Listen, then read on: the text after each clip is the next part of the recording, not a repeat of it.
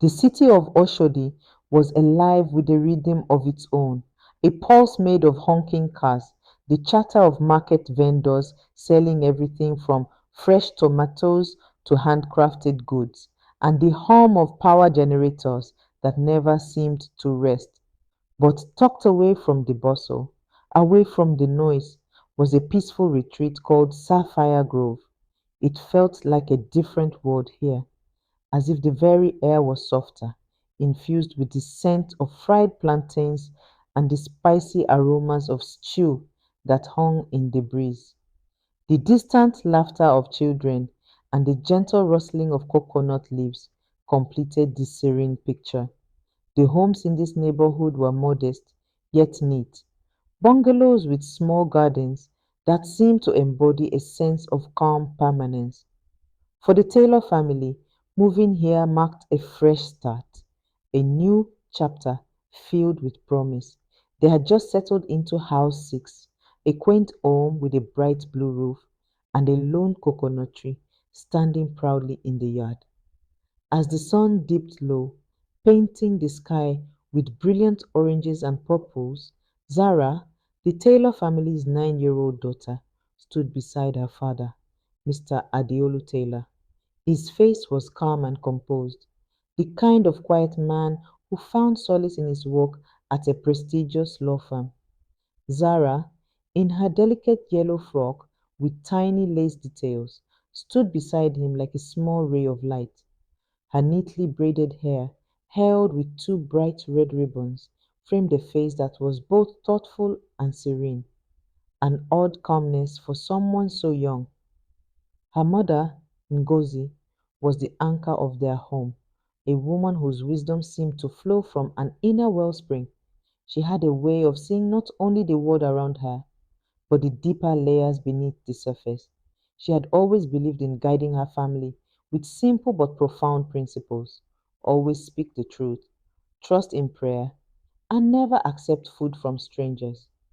As the movers finished unloading the last of their belongings, Ngozi stood at the front door, surveying their new home and the neighborhood with a knowing look. It was a look that spoke of deep intuition, of seeing beyond the visible to understand the unspoken. Every night, she would take Zara into her arms, a small vial of anointing oil in hand. Lord, let her be a beacon of light, Ngozi would whisper over Zara's forehead. Guide her steps with your wisdom and protect her always. For Zara, these quiet moments with her mother were more than just rituals, they were sanctuaries. With her eyes closed, she felt an overwhelming sense of peace, a presence she knew as God's protection. One evening, as twilight deepened, the doorbell rang. On the porch stood a girl about Zara's age, her dark skin glowing in the fading light, a smile bright enough to make Zara's heart warm instantly. Hi, I'm Nina, she said, her voice filled with an easy excitement. I live next door. Zara offered a gentle smile in return. Nina, sensing her warmth, leaned forward with a mischievous glint in her eyes. My mom's making a special stew, Nina said. You should come over for tea. Zara's response was polite but firm, her mother's words echoing in her mind. Thank you, but we're having dinner with my family. Nina's smile faltered, only slightly, but there was a spark of curiosity in her eyes. Well, you should come to Sylvan Academy, Nina continued, her enthusiasm returning. It's the best school in town. The name of the school lingered in the air, almost like a promise. Sylvan Academy, an institution known for its pristine grounds and disciplined students. The school was the epitome of excellence, its reputation unmatched. The uniforms were immaculate, the teachers polished, and everything about the school exuded perfection. But as Nina spoke, Zara couldn't shake the feeling that something in Nina's voice had shifted. There was something unsettling beneath her words, something Zara couldn't quite put her finger on. Despite her reservations, Zara's parents agreed to enroll her. After all, Sylvan Academy had a reputation that was hard to ignore. Sylvan Academy lived up to its reputation. The classrooms were bright with sunlight, the smell of freshly polished wood mingling with the scent of chalk. The playground was an immaculate patch of green, and the children were always well behaved, their uniforms crisp and clean. It was a place that radiated order, and it felt like a world of its own. Zara walked through the halls of her new school, her heart swelling with a quiet pride. She had the best teachers, the best classmates. She felt like she had found her place. But even in this seemingly perfect environment, she noticed things that others didn't. On her first birthday at school, there was the usual chaos. Children filled the room, their laughter ringing out as they tore through gift bags and gobbled down cupcakes. Caleb, a boy in our class, brought in brightly colored cupcakes and small toy cars. Zara watched from the sidelines, her polite smile never faltering as the children eagerly devoured the treats. She politely declined the cupcake offered to her, a quiet rebellion against the extravagance of it all. She took the gift pack home, as was the custom in her family. Her mother would inspect everything she brought home, and only once her mother approved would she be allowed to enjoy the treats. That night, Zara had a strange dream. In it, she saw Caleb, the birthday boy, sobbing in the center of their classroom. Behind him stood Elena, another student, whose eyes seemed to have no warmth, no compassion. She grinned as Caleb cried, her smile cold and eerie. Zara woke with a start. The image of Elena's face etched into her mind. The dream unsettled her, but she said nothing. She kept it to herself, unsure of what it meant. As the weeks passed, Zara began to notice other strange things at Sylvan Academy. Nina, her once energetic and cheerful friend, had begun to change. Her laughter, once so infectious, was now punctuated by long silences, as if she was somewhere else entirely. It was during one recess that Nina offered Zara a small biscuit. "This will help you remember things better," Nina said, her voice distant, almost mechanical. Zara smiled politely but refused, as she always did. "I'll ask my mom first," she said, tucking the biscuit into her bag for later. That night, her mother, with a quiet but determined look, examined the biscuit. She held it up to the light, inspecting it carefully.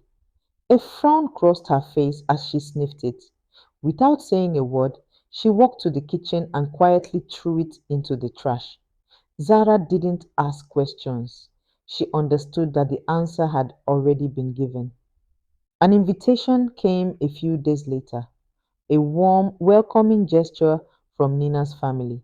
The Taylor family accepted, seeing it as an opportunity to connect with their new neighbors.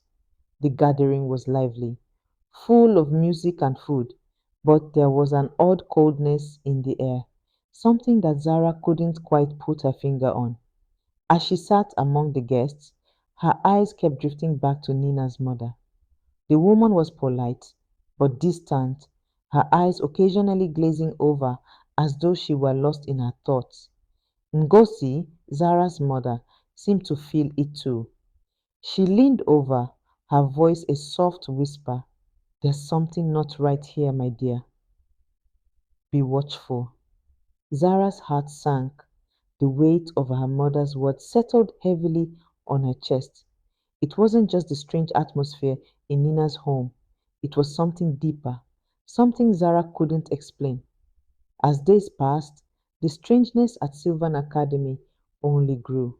One day, Nina, in a trance like state, handed Zara a chocolate bar.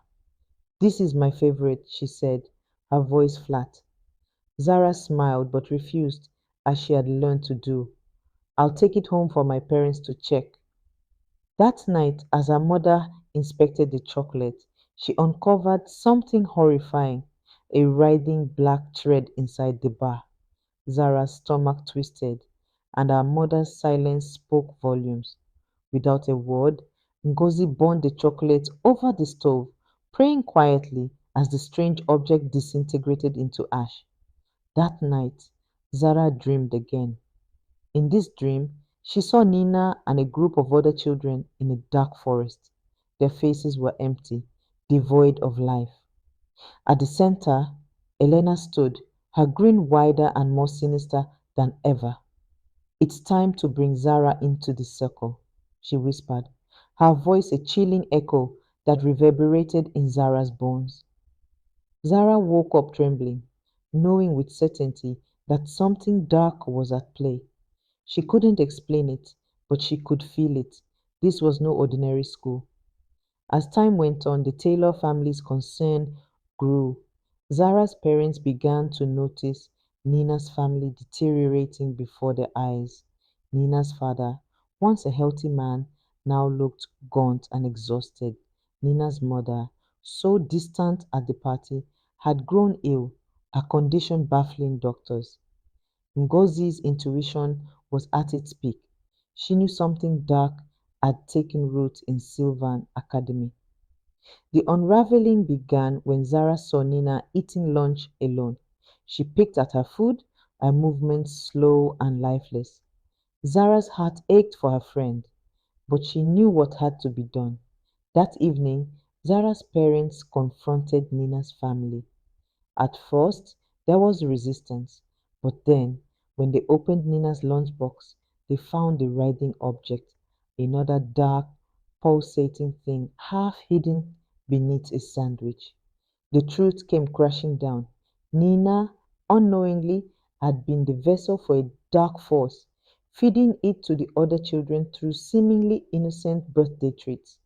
Caleb, the boy in Zara's dream, was one of the victims. With the help of a priest, the school was cleansed, and Nina was freed from the grip of the darkness. Eleanor, the source of it all, was revealed for what she truly was, a willing participant in a dark pact. Sylvan Academy was changed forever. No more unapproved treats, no more hidden dangers. The children were taught the importance of spiritual discernment, and Zara became a quiet hero, her strength not in grand gestures, but in her unwavering faith. As the sun set over Sapphire Grove, Zara sat with her family, her mother's voice filled with pride. "You've done something extraordinary, Zara," she said softly. "Through your obedience, you brought light where there was darkness." This tale teaches us that as parents, it's essential to guide our children with wisdom, love, and care. Teach them to trust their instincts, be observant, and make choices based on what aligns with their values. In this world of both beauty and complexity, the principles we instill in our children shape not just their character, but the way they will navigate challenges in life. Encourage your children to stay true to themselves, trust in their inner strength, and always seek guidance when faced with uncertainty. What are your thoughts on raising children with strong values and good judgment? How do you teach your children to trust their instincts and make wise decisions? Don't forget to like, share, and subscribe for more insightful content.